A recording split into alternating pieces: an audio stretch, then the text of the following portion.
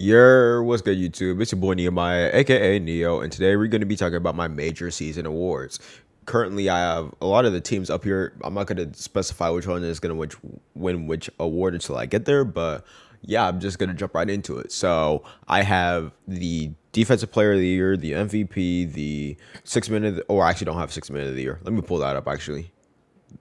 Okay, let me just quickly skip through 6 minute of the year because I really don't like this award. I don't really like how it's kind of given out, but whether or not it is just the person who averages the most points like on the bench, it's really just an award that I just don't really care for. Even if it is just the best player on the bench, I really don't think that it really goes to that every single year, or at least a player who has the most impact on the bench. So yeah, currently it's looking like Christian Wood is going to be on the bench, so he's probably gonna steal that award. So, and I don't think that any other team can probably like match up really well unless like there's a surprise team.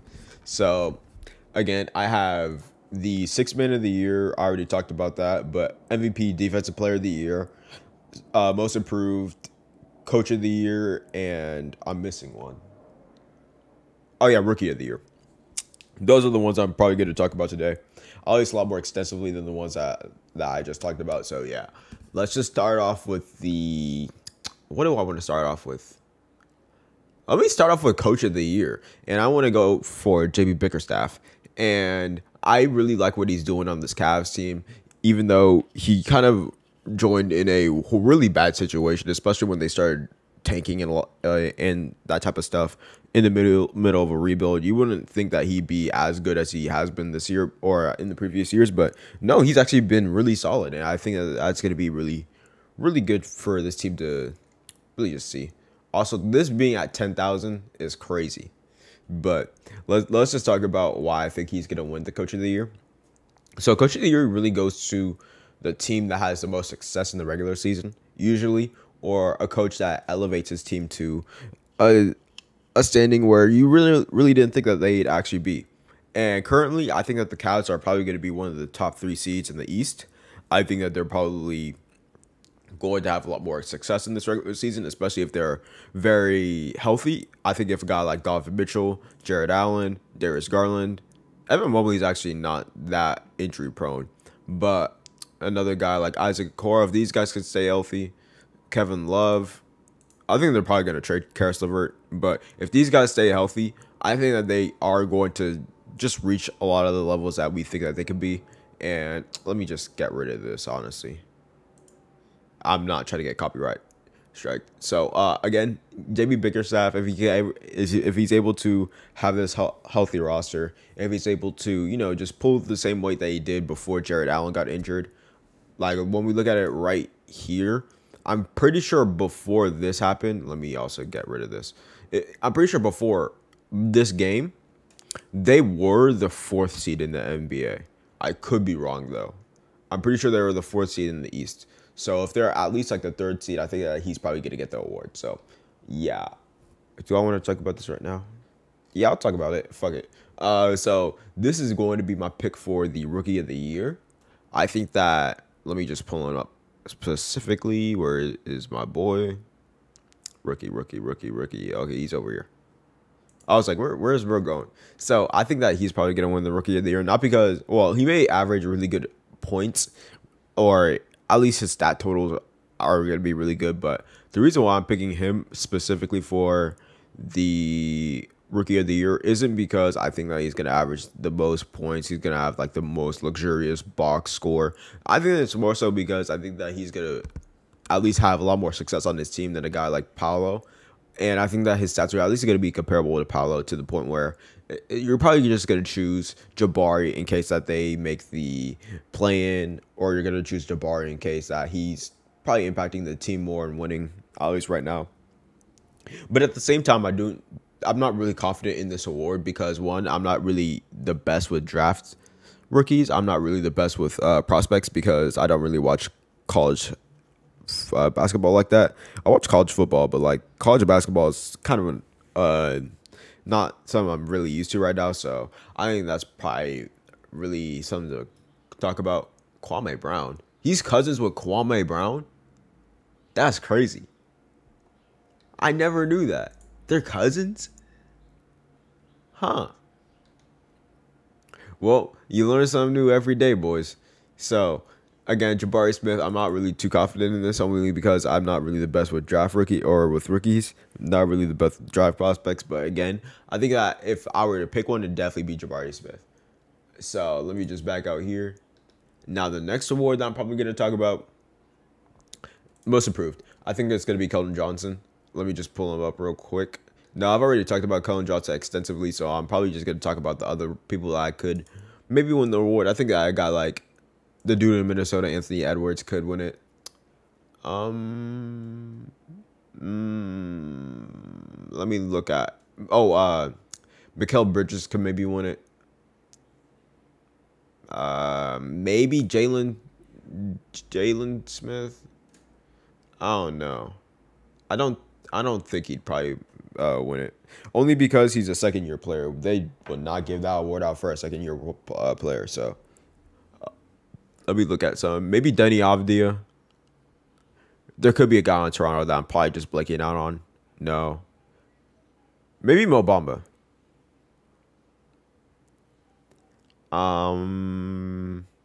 Yeah, I think that this is it. Maybe a guy in Detroit. Maybe a guy in Charlotte. Maybe even LaMelo Ball, honestly. But I think that this is probably what it's going to look like. I think that Keldon Johnson just has a lot more on his resume for me to think that this is going to be what he's going to look like. Again, I already talked about how he's probably going to take a really big statistical jump. I think he's maybe an all-star this season, depending on how good the Spurs are. And again, Keldon Johnson is just a really good pick for this award. I think that he's probably going to blow up this year, and that's going to be really good. So the next pick is going to be the Defensive Player of the Year. I think that this is probably going to be Bam's year. The reason why I think it's Bam's year is because if we look at last season, he probably would have won the award, honestly. If he was there for most of the games, and keep in mind, a guy like Draymond also was there for, or wasn't there for a lot of the games. But I think that if Bam Adebayo was there for, like, let's say 10 more games, looking at his stats, he wasn't there the most. Like, we were playing an 82-game season. He missed a whole month because of I think it was an elbow injury. I'm pretty sure. UCL. I'm pretty sure. UCL. Ooh, UCL injury. Yeah, he got his UCL. All right, for sure. So he was out for a UCL injury, but I think that that's not going to be the case for this year. And I think that he's just a lot more durable than last season. Again, he played like 64 games in a 72-game season. Again, that's an 82-game season. Again, another 82-game season. So I'm expecting him to play a lot more in the next coming year. I think that he's probably going to be around 72 games a season this year. And not only that, I think that at the peak, I think that he's probably going to lead this team to a number 5 off defense again. And not only that, but I think that this team just has a lot more going towards them this year in terms of defense. A guy like Vic is going to be there all the time now. Oh, damn. They have a lot of people on this roster. I didn't realize that. A lot of these guys are going to get cut, though. Okay, this is what we're looking at. All right, so they got a guy like him. I don't think he's going to play that much, though. Let me just look at some of these other guys. Honestly, yeah, I think he's probably just going to lead this team to a lot of defensive options. So, yeah. So, now we're going to talk about my MVP. I think this is the award that I'm most excited for, even though I like a guy like Bam for Defensive Player of the Year. I think we have a lot of competition for that. Let's look at a team like Minnesota, for example. I think that Rudy Gobert could probably win the award this year, depending on how good their defense is. Draymond Green, of course, is another sleeper pick. Jaren Jackson Jr. Again, I already said Bam. Let me look at maybe Joel, but I don't think he can. A guy like Giannis, you should not leave him out of the conversation. Some people would like to say Anthony Davis, and I don't think that Anthony Davis is that good of a defender for this team right now. Not because he's like a bad defender. I think that he's just in a really bad situation. That's probably going to do him really wrong in terms of the voting. Looking at the Lakers' defense last year, they were not it. Like, we could even see that they were just horrible. They were horrible on all types of the end of the ball. God damn, horrible team. This team is not going to be a playoff team, bro. I'm sorry. I'm sorry. Uh, but maybe a guy like Evan Mobley, Jared Allen, Marcus Smart is not going to win the award 2 years in a row. There's no way. I'm sorry. But yeah, I think that these teams are going to be able to win the Defensive Player of the Year. But again, when we look at it, like the awards, we only really care about the Defensive Player of the Year and Rookie of the Year to a certain degree. But what I really look for every year is MVP. The MVP really just determines to me, like, one thing, how good the NBA is right now. I think when we have like a really bad MVP, that just kind of signifies that the MVP like kind of levels are starting to dip down, or the voting is starting to be very inconsistent. Let's look at a year like, what's a bad MVP? I can't think of one off the top of my head, but let's just use let me just get to the point. Actually, I don't really have a bad MVP off the top of my head, but I do want to talk about Joel Embiid. So I think that Joel Embiid is probably going to be my front runner for this MVP award. There's a couple reasons why I think that. Let's just look at the Sixers season. Let me just do this. So let's just look at the Sixers season after the James Harden trade. By the way, the reason why they weren't the first seed was simply because of this stretch. This whole stretch, I'm pretty sure Joel Embiid was just not playing. He was out with COVID. What day was this? This was December. Yeah, Joel Embiid came back like around this time, and that's the whole reason why that they didn't really give him the chance to really just sprout his wings. I'm pretty sure if he was just around for this amount of time, he definitely would have won the MVP. But looking at James Harden came back like around this time. He came back rather here. Actually, let me just check this game. Nope. So the first game he was here was this game then. Yes. No. Wrong one. Huh. I'm pretty sure he came in February. I just don't know if it was before or after the All-Star break. James Harden. Ooh, what the hell?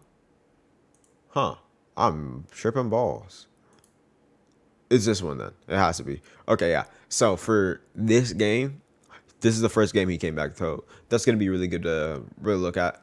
So for the next 4 games he won. Okay, so there was only 1, 2, 3, 4, 5, 6, 7, 8. So this is 8 losses and a total of like, let's just say 20 games.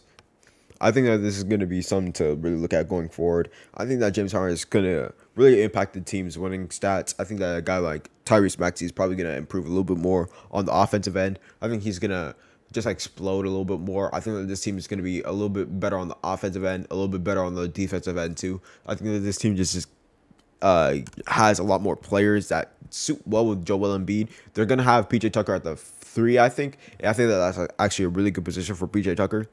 And overall, I think that this is probably the best maybe roster around Joel Embiid. Even with Ben Simmons, I think that this is just a best overall roster. And I think that there are some people who could peep for this. I think a guy like Nikola Jokic, again, depending on how good the Denver Nuggets are, I think a guy like who's another guy? Maybe Steph Curry, but I don't expect him to explode like last year. At least in the playoffs, he was exploding, and in the regular season, he was kind of going down.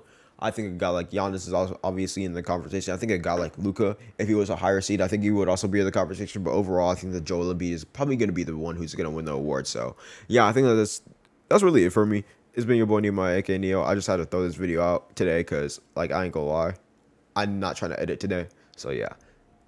Your boy Nehemiah, aka Neo. I hope you guys are having a great one. I'm probably going to upload a video about something else. Probably, like, my best player in the year pick, just so y'all know. Okay, so see y'all later.